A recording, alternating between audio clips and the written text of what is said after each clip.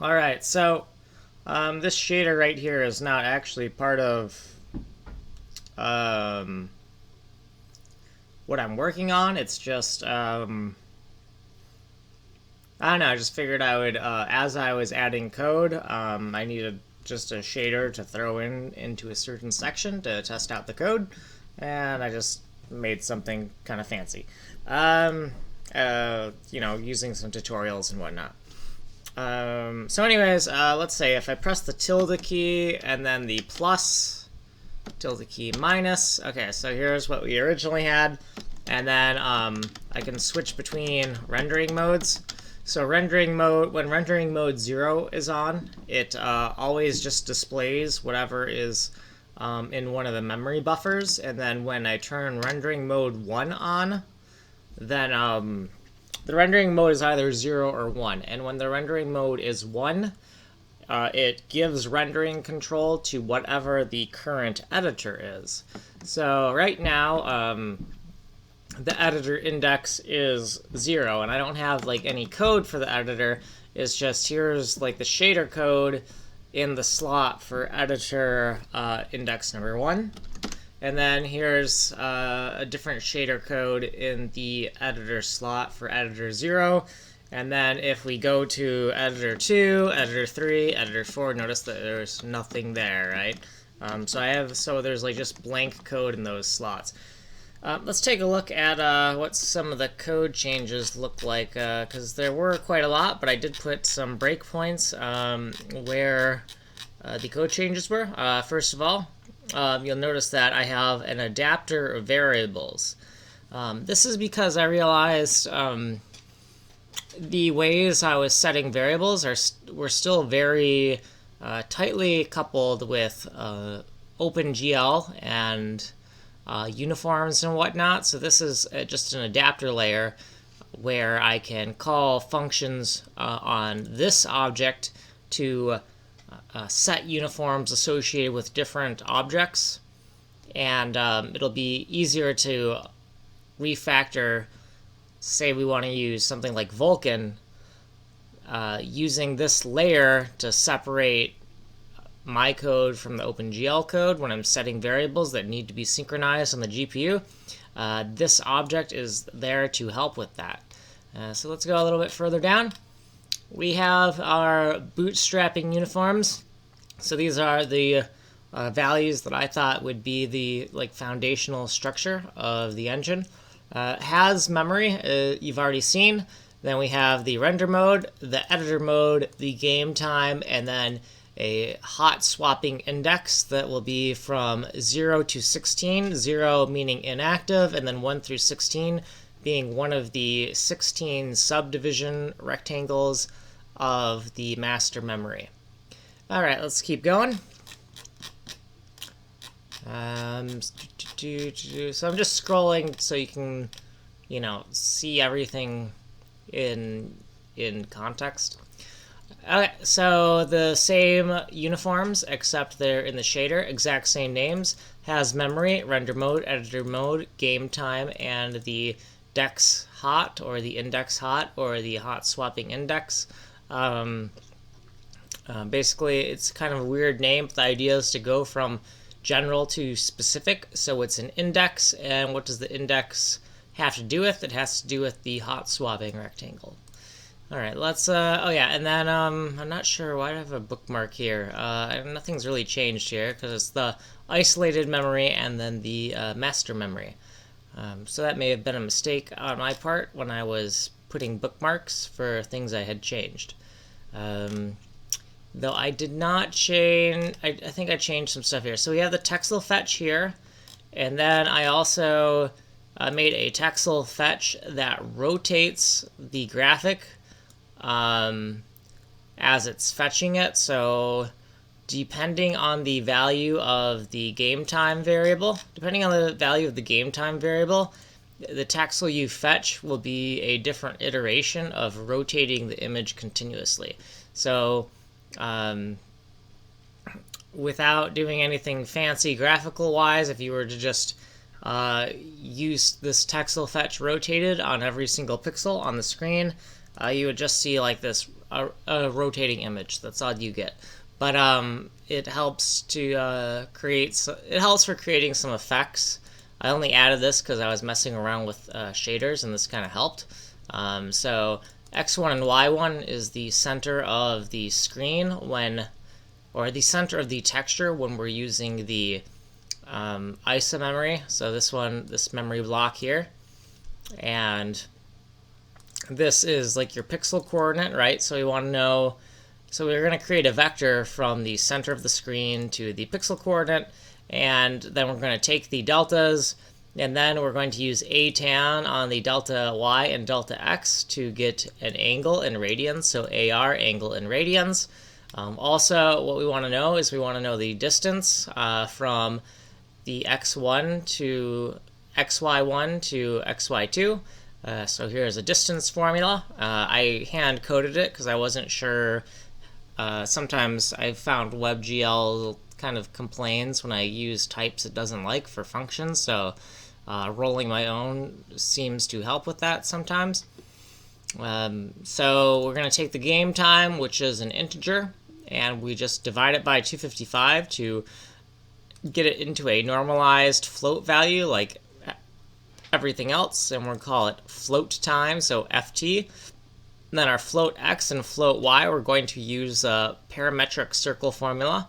So the x1 and y1 is the origin, and then we have cosine and sine of the angle. So you notice that we take the original angle of where that pixel should be, and then we just add an offset, right? And so that offset is going to create make the pixel orbit around the origin, right? Then we multiply by the distance, the original distance from the xy1 to xy2, and this is effectively what's rotating the pixels. Then after we're done, we're going to convert the float coordinates back into an integer x and an integer y, and then we are going to do a normal textile fetch. So this textile fetch is really just a wrap on this textile fetch up here, and we'll do that textile fetch on an ix and iy for integer x and integer y, and then returned that pixel's RGB. It's actually RGBA, but I kept everything to 3-letter groupings. So with this block, we have changed around a lot here. So in the main code, if memory has not been yet set up, we use like this default gradient texture, which you may have seen in the very beginning. If the memory is set up, then we're going to do this right here, but only if the memory is set up and the render mode is 0. So render mode 0 is going to just be a default shader that just displays what's in our memory buffers so that we can kind of easily debug what's going on and easily get some type of feedback when we start the project up. Okay, so to keep everything kind of under control, when the render mode is greater than 0, the editor mode is what will determine how things are rendered. So the idea is I want everything to be very editor-centric, and so I'm not going to try to like mix different combinations of render mode and editor mode.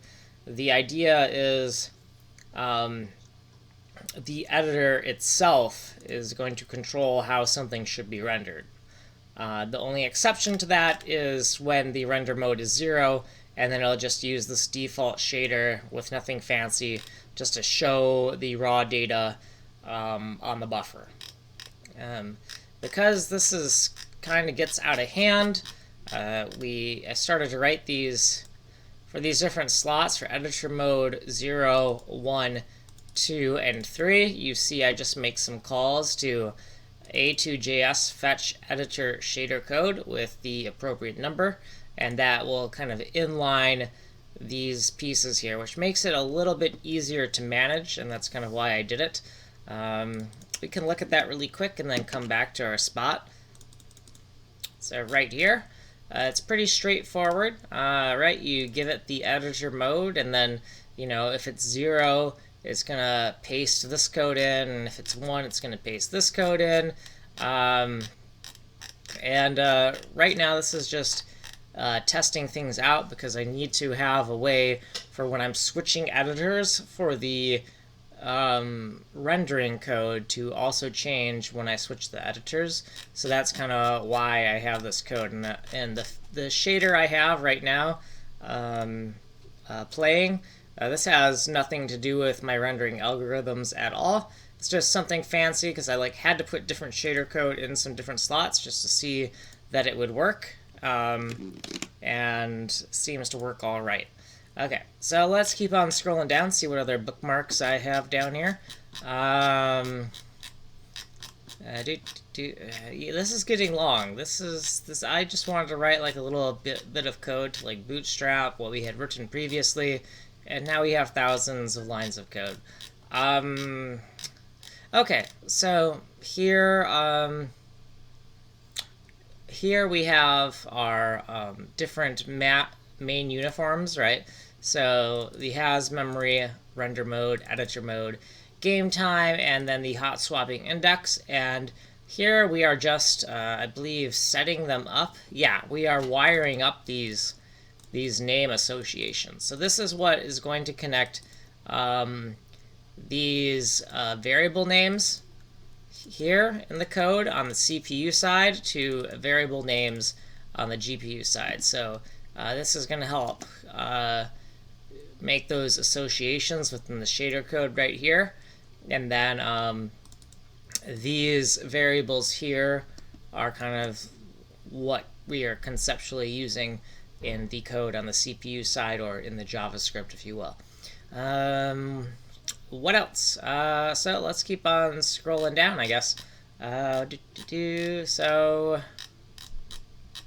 okay, so there's main, and then okay, uniform helpers. So that's not anything you haven't seen yet before.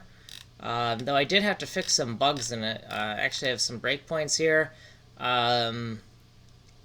So this is probably gonna. Is this in the pixel U32 put? So this is probably. Oh no, this is good because it's inside of a scope. So before this was outside of the scope, and so the first time it set the variable, it would be okay, but then the second time it would try to say that it has the locate. Look at this. So it's a freeze. It's setting something and then it's freezing it, right? So obviously you can't do these two operations more than once, right? Because the second time you do this, the object's already frozen and you run into trouble. So I realized that this block of code had to be within this scope here, and I was getting some bugs, so I moved that. Here I just kind of redid the error message because I find it's quite common that the shaders will optimize out variables or optimize out uniforms. Like if the uniform is not mentioned in a function, it will be optimized out of your shader code, and then your shader will fail to compile. Or not your shader will fail to compile, but when you try to fetch that uniform, you're going to get this error message so that that uniform does not exist in the shader. And the reason is you probably didn't actually use it anywhere in the shader code, and so it just got optimized out. And that's a very common thing. I always run into it. So we have our get pixel and put pixel functions. Pixget texture pixel data. Where are we? Okay, we're still in like the uniform managing code, which is not anything new. Yeah, get text image 2D, pix texture sampler. Yeah, so all this is old news here. I may have organized some things, so you might notice some new sections. I believe the loop table tick section is new. But I don't think I might have gone over it in the last video. So if it is not, if I don't have a breakpoint, yeah, because we went over how I reorganized these event listeners and whatnot. So let's keep on scrolling down. And what did I add that's new here? Alright, so loop table tick game object. Okay, so we're just updating the game time within the game object update loop, which kind of makes sense to me. Um, so it just makes sense that this would be updated within the game logic and not the shader logic, because it is the game time, even though the game time uniform needs to be pushed up to the GPU. And I think that is kind of what spurred me to have an adapter for variables, because this game objects code should have no idea of what the graphics are, right? It should just have a model of the data and the enemies, where the enemies are, positions, and things like that. But it shouldn't need to know how things are rendered. And so that's another reason why I have this adapter variables, so that I can call things like get game time and put game time. And this code doesn't need to know that when we set or get these variables that there is some GPU stuff going on, right? That's none of the game objects code concern is with GPU stuff. So we want to abstract that out of there, because it's just none of this function's concern. Separation of concerns. Okay, what else? So initially I thought, oh yeah, maybe this game time thing goes in the render logic, because the game time is, put into the shader. But I was definitely wrong with that. Let's go a little further down. So I have namespaced functions, which I'm not sure, is this correct? Yeah, okay, namespaced functions.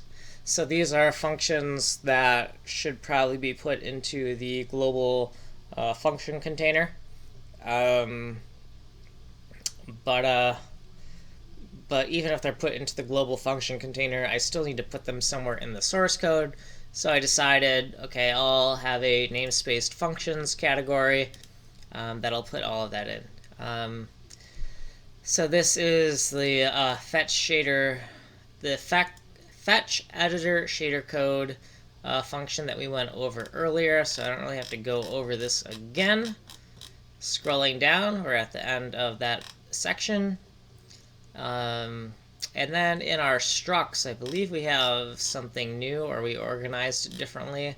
Oh no, in configured structs here. So, well, maybe not even there, because I believe we already went over this. I'm not sure if I I already had it organized in here, so it must be, I think I found this loop table code, and I realized it kind of belongs in configured structs, even though there's no non-configured version of this function call here. It kind of belongs in configured structs. That's just what I thought when I was categorizing it, because of the fact that it has these function pointers, right, the function pointers with this default configuration are just kind of pointless functions that just tell you to wire up the functions. But the thing is that function pointers to dummy functions are a whole lot better than segfaults. So just little helpful messages to tell you what you probably need to do to fix the problem, rather than just segfaulting. Okay, so the classes section, it's below the structs and functions, because classes are a mixture of functions and data. So we want to organize it in kind of a dependency type order. So some explanations on, why I'm doing what I'm doing, and then and there's a whole bunch of dots, right? This is all new. So this explanation is new. I'm not really going to read it. This is already taking too long. So A2JS adapter variables, and right now I was thinking about how crazy I want to get with this, and I'm like, okay, I could use enums for every single variable, and then blah, blah, blah, blah, blah, and then I'm like, no, it needs to be simpler than that, because if I get too fancy, then I'm not really encapsulating anything anymore, or filtering the data in any way. I'm just juggling the data from one place to another. And I don't know if that makes sense. But sometimes you can be like, you make a class for your class, and then you have to make a class for your class, and then you gotta make a class for your class, like, which sounds absurd and nonsensical, but like sometimes that can really happen if you don't have a clear idea of what the goal of a certain piece of code is. So I realized by design, every single exposed function needs to it just needs to be a function that takes a value and then paired with a function that gets a value, right? And that way we have the most flexibility for like what we can do in this, and we're not enforcing many constraints on these functions. Only constraint is, we have to be able to put the value, so it has to take one argument, and then when we get the value, well, we have to get the argument, so it will return one argument, and that's kind of the constraint. But it's even more flexible than that, because we could use some other type of signature for one of these if the requirement was such. But the idea is, if we use these in our code, then if we ever refactor and change from OpenGL to Vulkan or OpenGL to OpenCL, any places where we're calling these functions, any call sites for these functions, they don't have to be changed. But we might have to change like the implementation details, right? Because the implementation details here are calling the adapter graphics, which is our OpenGL object. And if we're using Vulkan, then it would no longer be this. It would be adapter VUK for Vulkan. Or if it was OpenCL, it would be adapter COM for compute. So we would have to change this internal implementation, but changing the internal implementation for all of this is much less of a headache than having to fix every single one of these call sites. So that's kind of why we have done this. Let's go further down, see what else we got. Editor all is the master editor. It always gets messages, and then it decides whether it should pass those messages on to another editor. So here's some more code. So we have key press intercepted. That's going to let us know if we've activated hotkey mode, basically. And when hotkey mode is activated by pressing tilde, so here's tilde here. If that is activated, then we don't want to send the message down to any other editor, because the master editor, this editor, is going to handle it.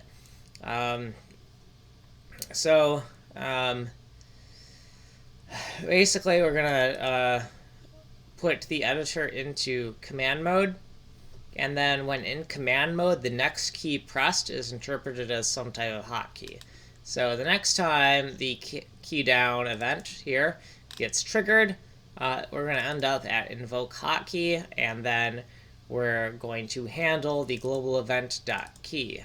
Now handling just a key, which is like just an ASCII symbol, can get kind of tricky. So if we go down to where that's used, I'm not sure if I went over this, but this is pretty self-explanatory. Okay, so right where invoke hotkey is used, and here's the key. Right now, I think that with the way the keyboard event listener is set up, like it's either going to be this or this is associated with the key, right? Because every key has two different things it can be, right? Depending on if shift is held down or not. So half of these aren't really needed, but I figure, you know what, for clarity, for readability, and just because I don't want to think about which one is which, I'm just gonna write them all. So, we got the column without these shifts, and then we have the column with the shifts. Let's keep on going. So this is changing the editor mode, like changing what editor is in control. And then over here, this is basically if you press plus or minus, it's a toggle. It's not really a toggle, but it'll shift it back and forth from the render mode being 0 to the render mode being 1. So it is kind of annoying to always have to press tilde key and then another key to get these commands to invoke, but the idea is that I want to mainly be able to I don't.